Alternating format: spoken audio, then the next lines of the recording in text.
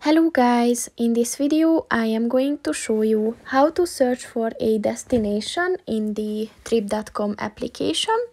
But first I just want to mention, don't forget to subscribe to my channel, because at 10,000 subscribers I am going to show you my whole YouTube revenue statistics and growth strategy, as well as how to make money online.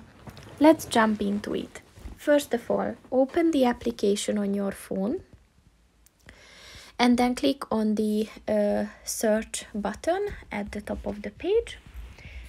So as you can see, there are some recommended destinations, as well as you can check the discovery and the popular searches section, but you can do your own search, of course. So just type in any hotel or place that you want to search for.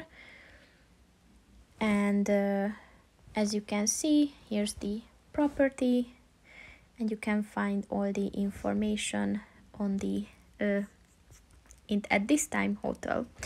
So that's pretty much it for this video, guys. See you in the next one. Goodbye.